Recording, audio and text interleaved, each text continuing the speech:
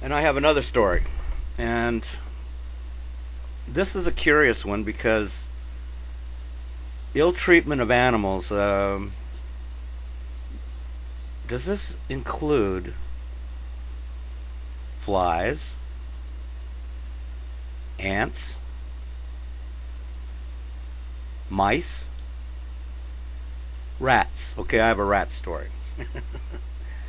And I'm not sure exactly how I managed to do this, but we had rats at this one apartment when I was a very young man, still in my 20s, and my first marriage.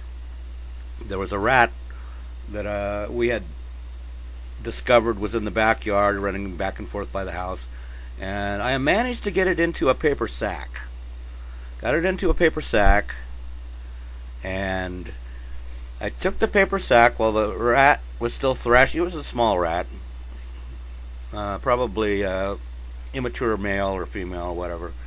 Got it into the sack, took it over to this large ceramic urn. It was about, I'd say a couple feet tall and 12 inches around, 12 inches across diameter. Stuck it in the bottom of the urn in the sack, and then I got a bunch of rocks from the yard and filled it about 2/3 of the way with these heavy cement rocks. And I put the hose in there. I was going to drown this rat. I thought, okay, there's no problem. That rat is done.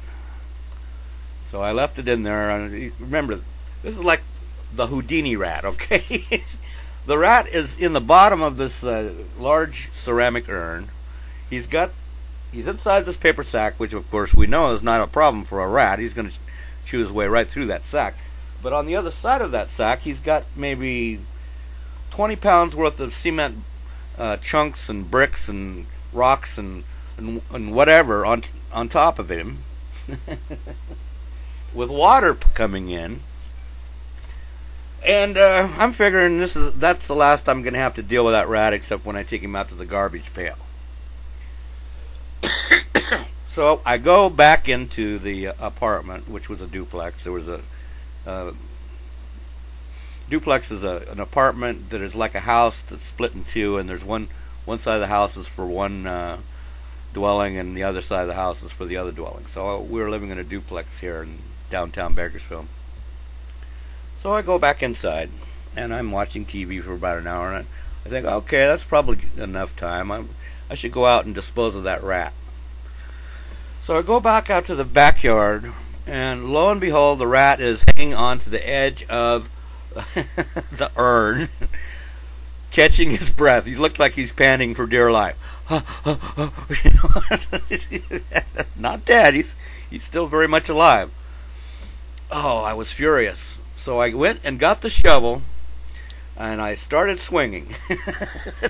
And the shovel broke the urn. It got the rat, and I nailed the rat, and I managed to put him down, chopped him halfway in half. And my murderous, bloody side of me came straight out on that rat.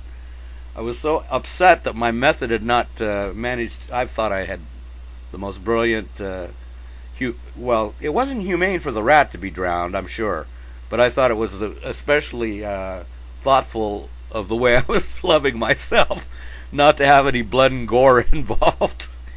But as it turns out, I had to do it the old-fashioned way and hack him to death. So, and I'm not sure I feel any remorse whatsoever for that. But maybe I should. The rat was just being a rat. But you know what? I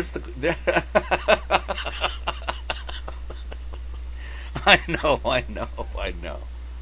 And then there's the time I lit the anthill on fire. But